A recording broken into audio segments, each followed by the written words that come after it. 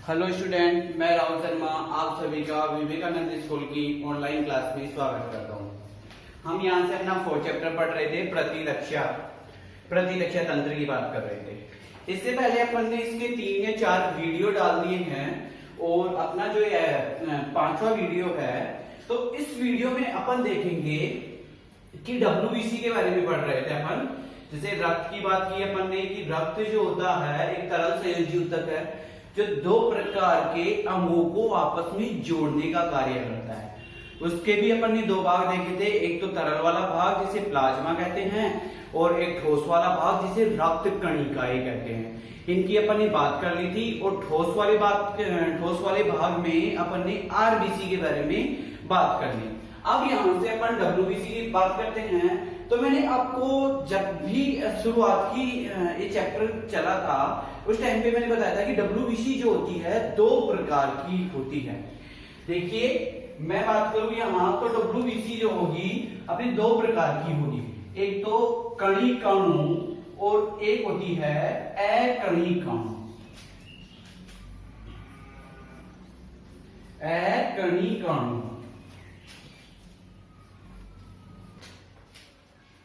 कणिकाणु और अकणिकाणु की बात कर रहे थे।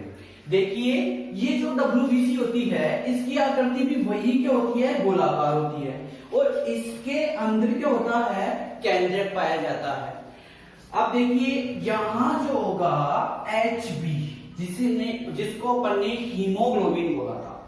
तो WBC में क्या होता है, हीमोग्लोबिन अनुपस्थित रहता है, इसलिए इसका कलर कैसा होगा, श्वेत होता है, व्हाइट कलर होता है इसका।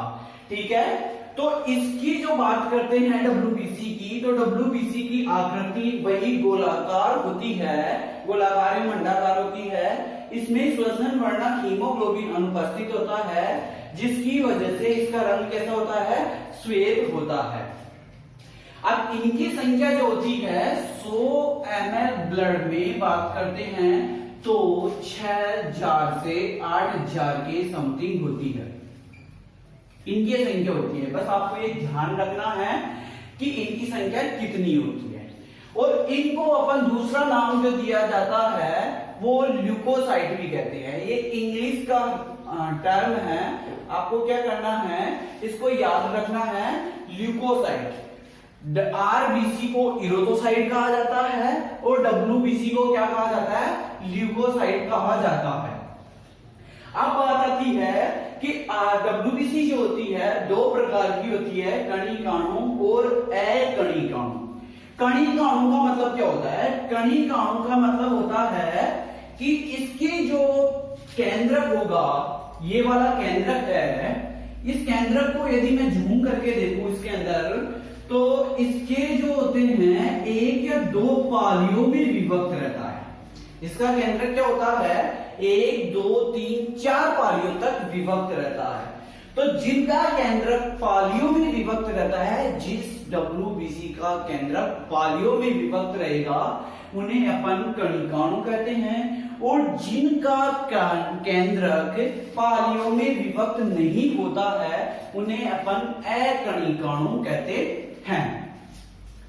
अब देखिए कणिकाणु जो होती है वो 3 प्रकार की कणिकाणु होती है।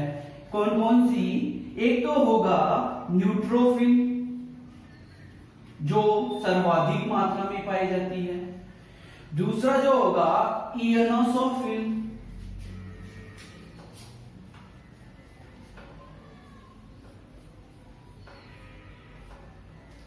और एक जो तीसरा वाला जो पार्ट होता है वो होता है बेसोफिल।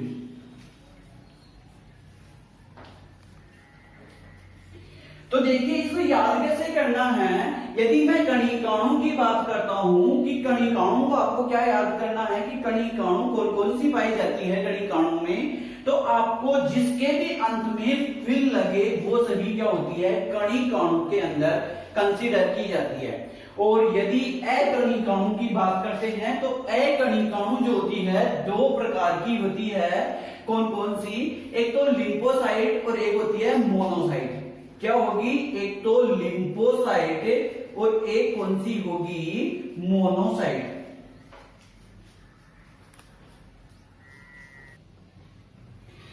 दूसरे की अपन ने बात की है अकणिकाणु के अंदर दो आते हैं अपने लिम्फोसाइट और मोनोसाइट। देखिए लिम्फोसाइट की मैं बात करता हूं तो क्या सॉरी इसको भी याद करना है अपन को। तो क्या करना है, यदि अकणिकाणु को याद करना है तो लास्ट में जिसके साइट लगा है वो कौन सी कणिकाणु होगी या कौन सी डब्ल्यूबीसी होगी, अकणिकाणु डब्ल्यूबीसी होगी। ठीक है, तो ये अपन को याद करनी है। अब इसमें भी मैं आपको दो चीजें और बताता हूं। ये तो क्या हो गया, इन सबको तो आपको लिखना है और याद करना है। इसके साथ ही जो ये लिम्फोसाइट होती है, ये लिम्फोसाइट भी 3 प्रकार की दी गई है। 3 प्रकार कौन कौन से हैं? पहली जो होगी बी लिम्फोसाइट, दूसरी होगी जो अपने पास टी लिम्फोसाइट, और जो एक होती है तीसरी उसे अपन प्राकृतिक मारक कोशिकाएं कहते हैं। प्राकृतिक मारक कोशिकाएं, नेचुरल किलर सेल, मारक कोशिकाएं कहते हैं। अब देखिए जो डब्ल्यूबीसी होती है इसका जो मेन कार्य होता है वो मेन कार्य ये होता है कि ये अपनी प्रतिरक्षा तंत्र को बनाती है, प्रतिरक्षा तंत्र को मजबूत करती है। मेन जो तंत्र का काम करना है, प्रतिरक्षा तंत्र का जो निर्माण करना है वो होता है डब्ल्यूबीसी का। डब्ल्यूबीसी क्या करती है, प्रतिरक्षा तंत्र को बनाती है। तो इसमें भी कौन बनाएगी, डब्ल्यूबीसी तो इतनी प्रकार की पढ़ ली अपन ने, तो इसमें मेन मुख्य भूमिका कौन निभाती है, तो इसमें जो होती है टी लिम्फोसाइट जो होती है वो क्या करती है, टी लिम्फोसाइट जो कोशिकाएं होती है प्रतिरक्षी बनाने में सहायक होती है। क्या होती है, जो टी लिम्फोसाइट होती है वो प्रतिरक्षी बनाने में सहायक होती है, और बाकी की जो कोशिकाएं होती है वो प्रतिरक्षा में मदद करती है, बनाने में क्या करती है, मदद करती है। जैसे मैं अगर नेचुरल किलर सेल्स की बात करूं तो नेचुरल किलर सेल क्या करती है कि यदि कोई भी शरीर में अपने रोगाणु प्रवेश करता है तो उनको मार देती है। कहने का तात्पर्य है कि यह स्वाभाविक प्रतिरक्षा को मजबूत करती है। तो ये अपन ने बात कर ली डब्ल्यूबीसी की। इसमें आपको क्या करना है, एक नोट करके एक आपको लाइन लिखनी है। वो लाइन क्या लिखनी है कि न्यूट्रोफिल, मोनोसाइट और माइक्रोफेज कोशिकाएं, क्या लिखना है, जिसे नोट कर दिया आपने, और यहां लिखना है neutrophil, monocyte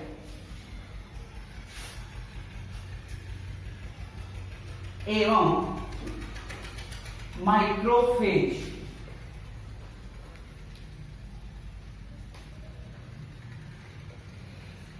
macrophage, neutrophil, monocyte एवं माइक्रोफेज जो कोशिकाएं होती है ये क्या करती है, अपने शरीर में बक्षकणों की प्रकृति को दर्शाती है। क्या दर्शाती है, बक्षकणों की प्रकृति को दर्शाती है। कहने का तात्पर्य यह है कि ये जो भी कोशिकाएं अपने शरीर में, मतलब कोई भी एंटीजन जो अपनी बॉडी को नुकसान पहुंचाएगा, यदि वो प्रवेश करता है तो उनको क्या कर जाएगा, ये कोशिकाएं खा जाएगी। बक्षाणु का मतलब होता है कि जीवाणुओं को खा जाना, तो उनको क्या कर जाएगी, ये खा जाएगी। आपको पता है न्यूट्रोफिल और मोनोसाइट, लेकिन ये माइक्रोफेज जो होती है ना, ये मोनोसाइट कोशिकाओं का ही रूपांतरण होती है। कैसे, जैसे मैं यहां से गर्दन से नीचे वाले पूरे पार्ट की बात करूं तो यहां जो ब्लड में ये कोशिकाएं रहेगी तो ये मोनोसाइट के रूप में रहेगी। जैसे ही क्या होगा, ये कोशिकाएं यहां से ब्रेन में जाएगी। कौन सी, मोनोसाइट। मोनोसाइट कोशिका जैसे ही ब्रेन में जाएगी तो ये कन्वर्ट हो जाती है माइक्रोफेज में, और माइक्रोफेज कोशिका ही किसका रूपांतरण है, मोनोसाइट का। तो आपको इतना याद करने की जरूरत नहीं है, बस मैंने तो आपकी नॉलेज के लिए बता दिया है, ये अपन को पूछा नहीं जाएगा कि माइक्रोफेज जो होती है किस कोशिका का रूपांतरण है। तो ये जो है डब्ल्यूबीसी अपनी क्लियर हो गई। इसके बाद में अपन इसका थर्ड वाला पार्ट पढ़ते हैं, प्लेटलेट्स या बिंबाणु।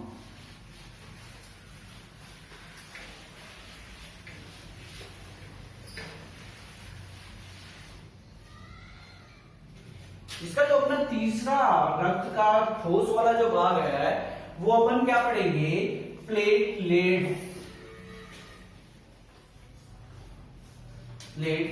या जिसे अपन क्या कहेंगे, बिंबाणु। मैंने आपको एक बात बताई थी कि इस प्लेटलेट्स या बिंबाणु को अपन दूसरा नाम भी देते हैं थ्रोम्बोसाइट।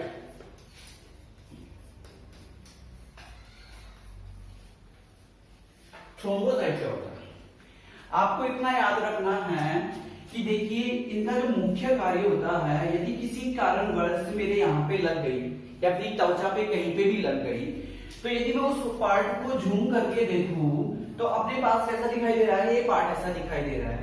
और ये बिंबाणु क्या करते हैं कि यहाँ से ब्लड फ्लो होना स्टार्ट कर देगा, मतलब ब्लड बहना स्टार्ट कर देगा, रक्त निकलना स्टार्ट हो जाएगा। जैसे ही रक्त निकलता है तो उसको रोकने का जो कार्य करते हैं वो बिंबाणु करते हैं। रक्त स्कंदन का कार्य करते हैं, रक्त का थक्का जमाते हैं। क्या कार्य कर रहे हैं ये, रक्त स्कंदन का कार्य कर रहे हैं, मतलब रक्त का क्या कर रहे हैं, थक्का जमा रहे हैं, रोकते हैं। तो कैसे रोकते हैं, जैसे देखिए यहाँ पे क्या होता है कि ये सारी जो जहां पे अपनी लगी है वहां एक जाल बना लेते हैं। क्या बना लेते हैं, जाल बना लेते हैं। और जब जाल बनता है उस टाइम पे क्या होता है, एक प्रोटीन बनती है जिससे प्रोथ्रोम्बिन प्रोटीन कहते हैं। क्या कहते हैं, प्रोथ्रोम्बिन प्रोटीन कहते हैं, जो इस टाइम पे जाल बनता है तब बनती है, इसलिए उसको क्या बोल दिया गया, अपन ने थ्रोम्बोसाइट भी कह दिया। तो यहां से ध्यान रखना कि प्लेटलेट्स का अपन को कार्य पूछा जाता है तो कार्य क्या होता है, रक्त का स्कंदन करना।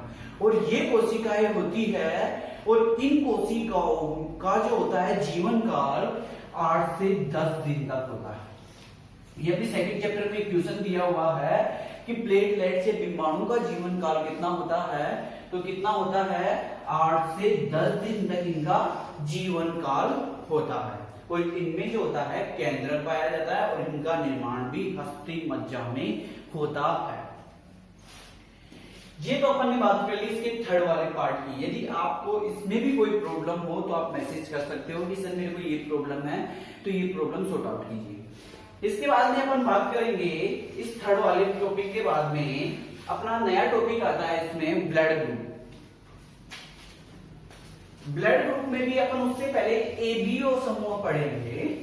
तो देखिए एबीओ समूह की बात करते हैं। अब यहां से आता है मेन गेम स्टार्ट होता है, अपना जो टॉपिक का है मेन पार्ट यहां से स्टार्ट होता है। तो देखिए एबीओ ग्रुप की बात करते हैं या एबीओ समूह की बात करते हैं।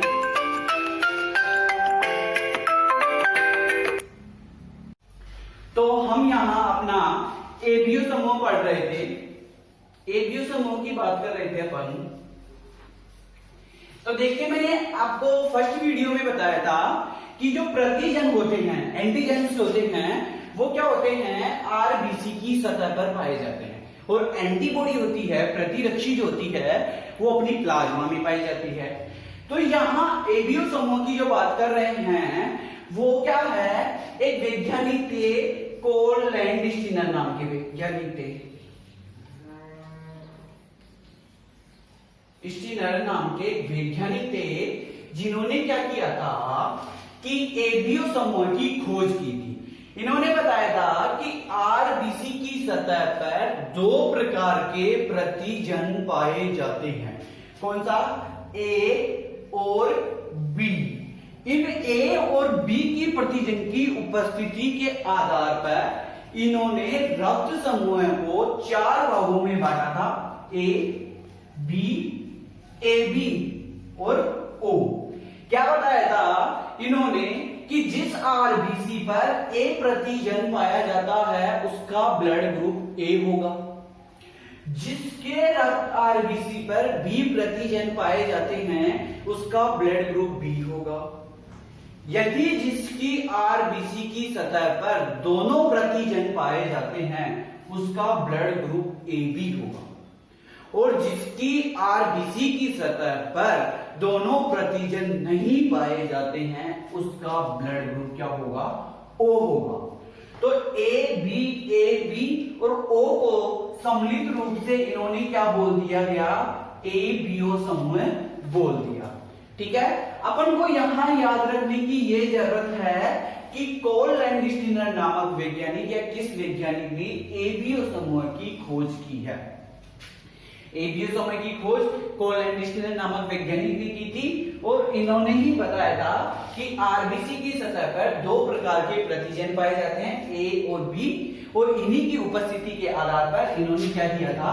एबीओ समूह दिया था। जिनमें ए पाया जाएगा तो ए ब्लड ग्रुप वाला, बी जिनमें दोनों है तो दोनों ए बी, और जिनमें दोनों ही नहीं है तो कौन सा हो जाएगा? ओ ब्लड ग्रुप वाला व्यक्ति हो जाएगा। अब देखिए, सबसे मोस्ट टॉपिक की मैं यहां बात करता हूं कि यहां से अलावा इस पे आरबीसी पर एबी प्रतिजन के अलावा एक अन्य और प्रतिजन पाए जाते हैं जिसे RH कारक कहते हैं। क्या कहते हैं? RH कारक कहते हैं। अब ये क्वेश्चन पूछा गया है अपना 2019 में।